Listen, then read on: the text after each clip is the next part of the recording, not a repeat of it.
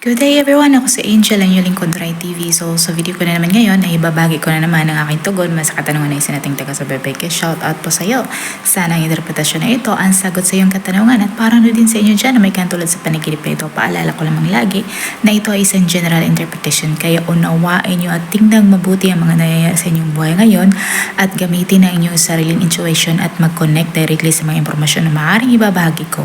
At para labis nyo maintindihan ang ibig sabihin ng inyong paniginip ay panoorin nyo ang video na ito hanggang sa matapos at kung ito ay nag-resonate bawat isa sa inyo, please leave us a comment at huwag natin kalimutang mag-like, mag-subscribe at i-hit natin ang notification bell para maging updated kayo lagi sa mga hindi pa nakapag-follow sa aking Facebook page. I-follow nyo na po Rai TV at i-share nyo na din.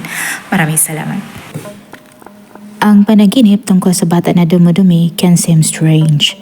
Pero madalas ito din ay may dala ng mga malalalim na kahulugan and insights tungkol sa ating mga waking lives. And such dreams ay nag-reflect din sa iyong inner thoughts at emotional responses sa mga various situation at nag-provide ng mga useful revelation tungkol sa iyong current life circumstances. At sa general interpretation, ang panaginip can symbolize a temporary halt or yung temporary na pagtagilid sa iyong personal or professional pursuits dahil sa mga material considerations.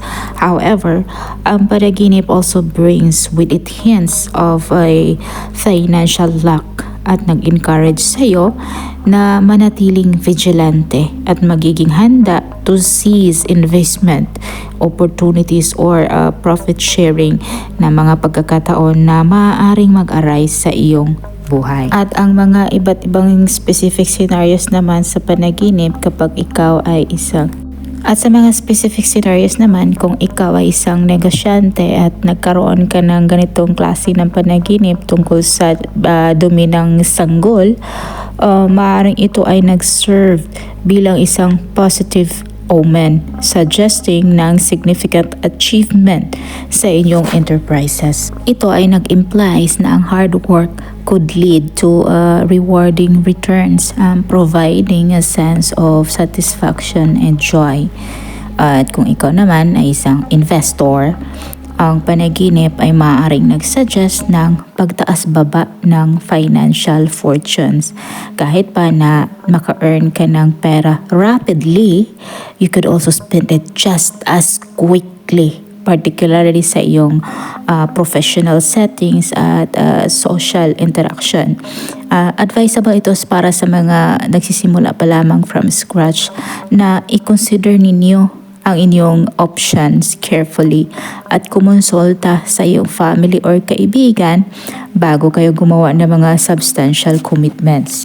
At para naman sa mga single dyan, ang panaginip can highlight ng pagtaas ng inyong romantic prospects. Ang paglabas mo with others ay maaaring magdala sa iyo na makatagpo ka ng someone special and potentially turning into a meaningful relationship. At sa inyo naman dyan na malulungkot sa buhay, such dream can serve bilang isang warning ng potential difficulties during travels. Kaya mas mabuti na iwasan muna ang mga long distance trips at piliin na lamang muna ang mga local explorations to indicate the risk of unforeseen challenges. At ang panaginip kung saan ang bagong silang or ang bata na bagong silang ay dumudumi sa iyong mga kamay, maaaring ito ay isang sign of improving health.